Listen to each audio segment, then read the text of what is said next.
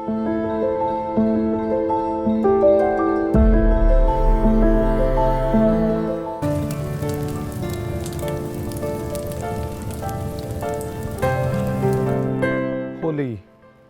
is a very common festival in India, and in the Vedic tradition, life itself is a celebration. It takes on many different forms, and there are reasons why we use various instances for coming up with different spiritual aspects that are worth celebrating. So Holi itself is something that is today celebrated by basically throwing colors on each other and dancing and so on. But any celebration has three parts. The first one is physically what you do. You can throw colors, you can dance, those are all physical. The second one is what you say. The third one, which is perhaps the biggest part of the celebration, is what's going on in your mind. What is the thought process that's going on, so that the celebration is much deeper than just a physical activity or physical excitement. That applies to everything. It doesn't matter what it is. It applies to every single thing. It doesn't matter whether it is a function at home or it's something personal, something societal, and something spiritual. In this case, Holi falls into that particular category. It is actually celebrated in slightly different ways in the northern part of India and the southern part of India. We will actually look at both of those things and see why people do what they do. In the southern part of India, at least in Karnataka, I'm sure that it's somewhat similar in neighboring states.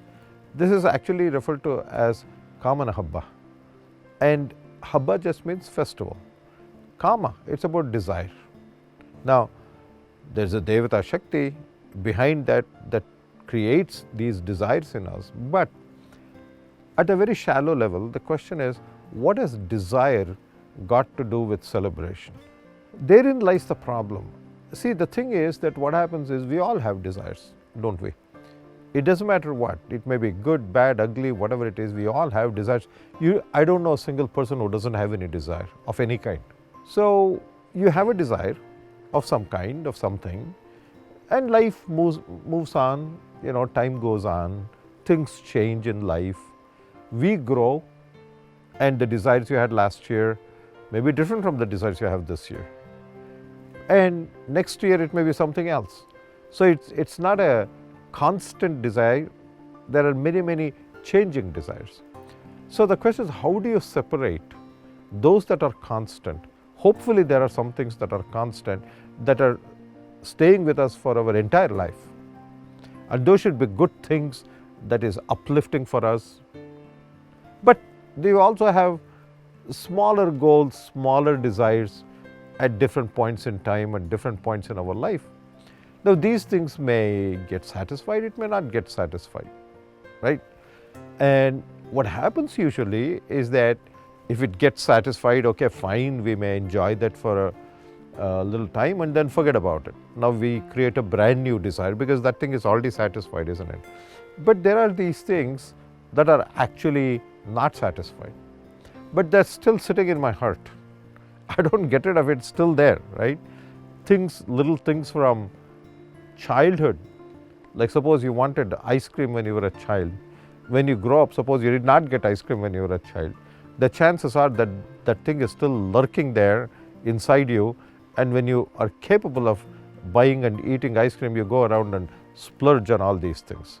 That means that desire, which at this point in time you may or may not even need, it's still lurking there in the background, and you're still trying to satisfy that. Ice cream is a silly example. That doesn't harm you much if you go buy an ice cream. But there are other things that can be actually harmful for you. So this festival, the Holi festival, what traditionally people do is that they go from house to house and they collect dead wood, unwanted things like broken furniture, unwanted old clothes and torn clothes and all these things. They bring everything together in a field or somewhere like that, put it together and they set fire to that. Now that is the physical action, and it's sort of exciting in its own way, and you sit there, dance around the fire and all these things. That is fine, but what should be your thought process? See, that's the important thing, because if you don't do that, you're just burning something, right? What has knowledge got to do with it, and how does it affect my life? Okay, fine, you got rid of some unwanted dead wood in your house, but apart from, you can just throw it out any day you want. So why should I wait for that particular day, which we call Holi or Kamana Habba, and why on that day we have to do that? The answer actually is in the thought process. Kama, desire, dead wood, just like in a house, at some point in time you brought it in because it was useful, isn't it? Like suppose I take this chair for example. So I buy a chair, why? Because I want to sit on it. But suppose it breaks, what will you do with it? It doesn't serve the purpose that it was acquired for. Now it's just waste and just sitting there. But if I keep collecting all this junk in the house, pretty soon your house will be full of junk. Similarly, your mind, you keep collecting all these desires, and it has run out of time, man. It has no relevance for you at this point in time. But you don't want to throw it out. Instead of cleaning the place and keeping it clean, you actually want to hang on to that thing. There's so much clutter, there's so much junk, and surely your thought process should not be like that. Your thought process should not be cluttered. There should not be junk in your thought process. It should be clean. It should be empty, it should be clean, so that you can get new things in life, right?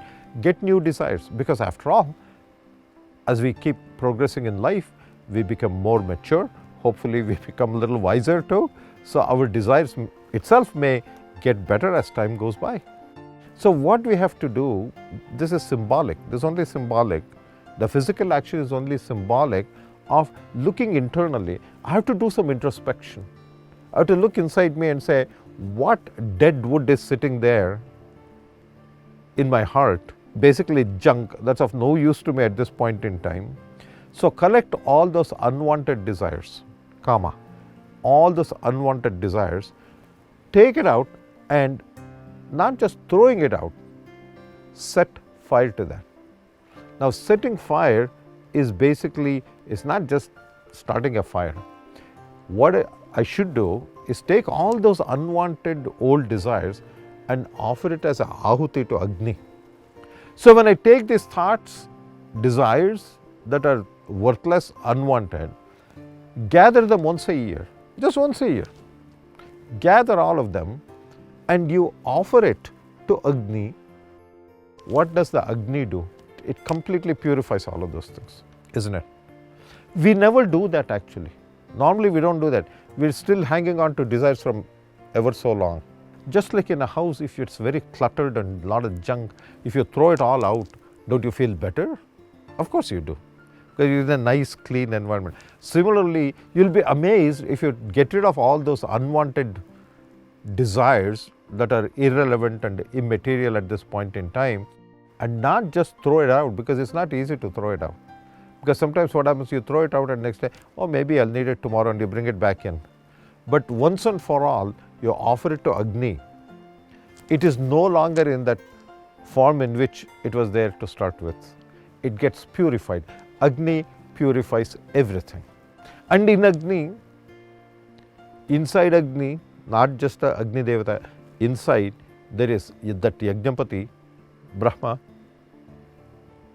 Bhagavanta, whatever words you want to use, he is residing in that. So when you offer those things, what happens is that now I'm clean. Those desires are gone. Even if I want to, I cannot get it back. Just like a dead piece of furniture, once it's burnt, there's nothing you're going to do about that. How can you bring it back and clutter your life again? So that is the thought process that I have to go through when I go through this celebration, which is basically what is practiced in southern part of India.